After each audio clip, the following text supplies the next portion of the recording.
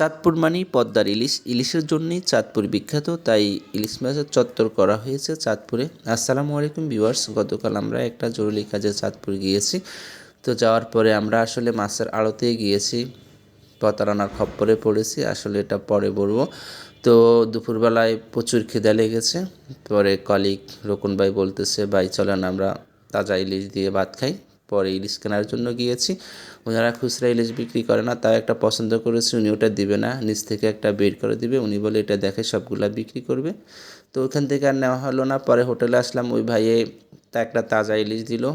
তো উনি এই যে ইলিশটা কেটে সুন্দর মতো আমাদেরকে ভেজে দিচ্ছে কড়া করে, যেহেতু আমরা দুইজনই খাবো তাই একটাই নিয়েছি। এই যে আমাদের ইলিশ ফ্রাইটা হয়ে গিয়েছে, একদম কড়া করে ভেজে দিয়েছে পেঁয়াজ মরিচ সহকারে। আসলে অনেক আশা নিয়ে খেতে গিয়েছিলাম, ভাবছিলাম তরতাজা ইলিশ অনেক মজা হবে, মজা করে খাবো, কিন্তু আসলে ওই রকম হয় নাই। তারপরও আলহামদুলিল্লাহ ভালো হয়েছে। সাথে লেজ ভর্তা নিয়েছি, বেগুন ভাজা নিয়েছি। তারপরে খাওয়া দাওয়া শেষ করে আমরা চলে গিয়েছি তিন নদীর মোহনায়। দেখুন নৌকাগুলো সারিবদ্ধভাবে বাঁধা আছে, অনেক সুন্দর দেখাচ্ছে। পালতোলা নৌকাও আছে, মাঝে মাঝে জাহাজ স্টিমার ওগুলোও চলছে। নারকেল গাছের কয়েকটা আছে।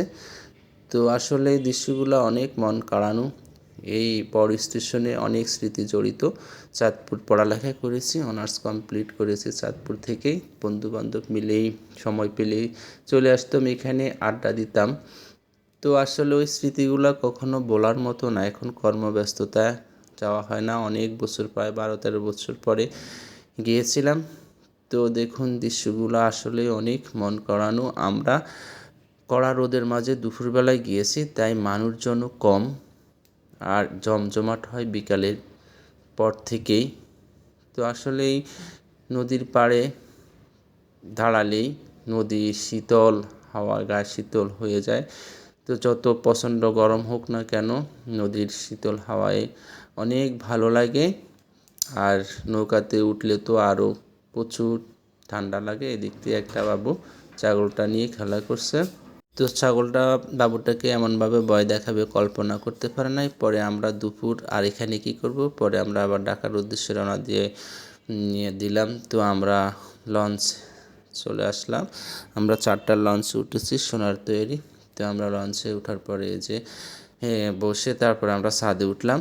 প্রচণ্ড বাতাস, অনেক ঠান্ডা, তারপরও একটু ভিডিও করলাম। তো আসলে নদীর সৌন্দর্যগুলো অনেক ভালো লাগে। পশ্চিম আকাশে সূর্য হেলে পড়েছে, পানির সাথে সূর্যের কি যে একটা গভীর মিল। তো সব মিলাইয়া অনেক ভালো লাগলো, আর আপনাদের সাথে শেয়ার করলাম। আল্লাহ হাফেজ।